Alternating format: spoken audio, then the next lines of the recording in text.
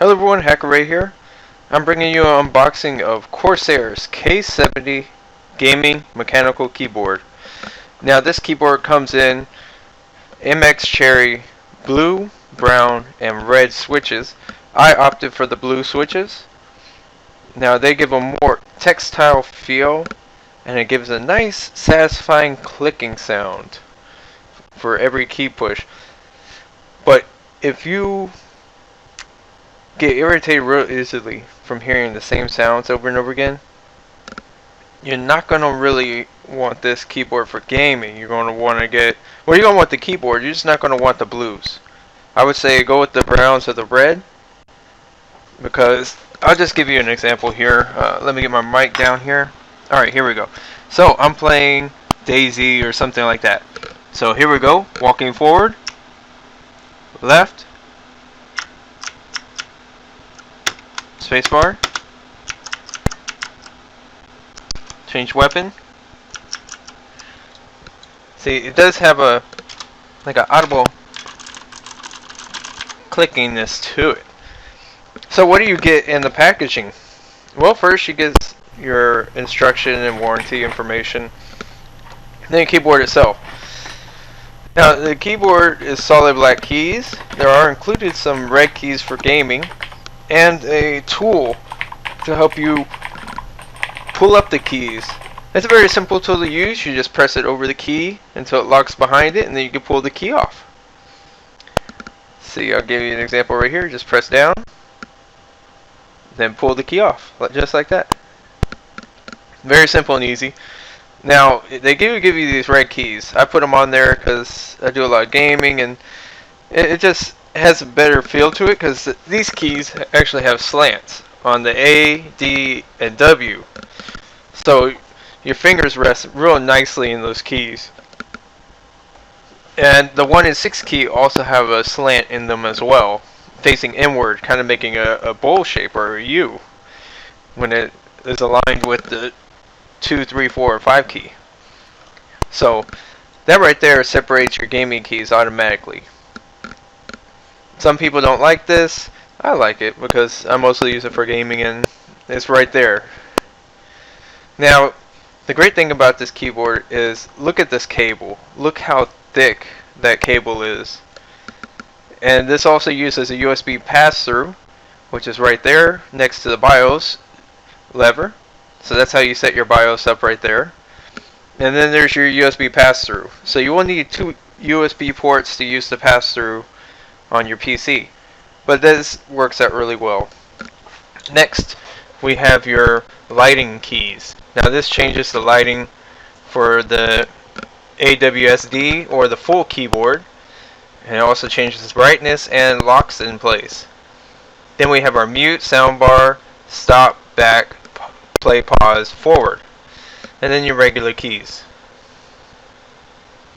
On the bottom we have 4 legs. Now you have your original keyboard 2 legs, the 2 in the back, but there's also 2 legs in the front. What this does is, if you use the armrest, which is included, which I'll show you in a little bit, it actually lifts the keyboard's front half off the ground a little bit. So when you're using your arm, the wrist rest, it's more of like, instead of your wrist being on it, it's kind of curved in, so it kind of pushes your fingertips up higher. So you get more of a claw effect with it. So if you're a claw user, you're going to want to use those front 2 posts. Now the wrist rest by itself is a nice kind of matty, I want to say plasticky rubber material. So it feels good on your wrist. Just using it like a regular wrist rest or even a claw, it's kind of comfortable, but it does feel kind of short. Short as in, when I usually play, I let my fingers be kind of extended a little bit. I guess I got longer fingers than most. Like you see there, I actually have to like claw my hand upward for my fingers to fit on the ASWD. So you might want to keep that in mind when getting this keyboard. Now as far as textile feel compared to my old keyboard, which is right here, which was a Microsoft Wireless, let's forget about that keyboard. So we're going to start up the PC and we will test it out. So, while the PC boots up, I just wanted to give you all a little bit more information on the backlights. Now it does use LED backlights. They're solid red, no color change to them. There are 3 brightness settings and then off. Now the keyboard does give a shine off underneath the keys, so it has like a glow, like a hue to it. If you see, when all the keys are lit up, it's got this hue underneath each key. Now that effect looks cool to me. I kind of like it, but some people might not like it. They might think, oh well, you know, it's too bright. So what I'm going to do here is, if you hold down the key switcher for the color right there, you can actually press keys and highlight them. So you leave the keyboard blanked out, and then you can highlight which keys you want to turn on when you turn the lights on. And you can set this up to any key on the keyboard. It doesn't have to be the top 6 numbers in the ASW. As you see there, I've set up the cap locks, the shift, the alt button, the enter buttons.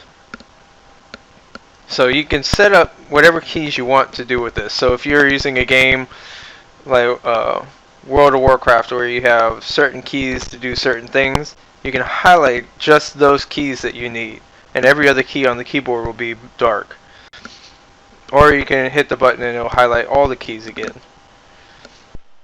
Well, that's my review for this keyboard. Thank you guys for watching, and please like and subscribe, and I got some more great videos coming out soon. Have a good day, guys.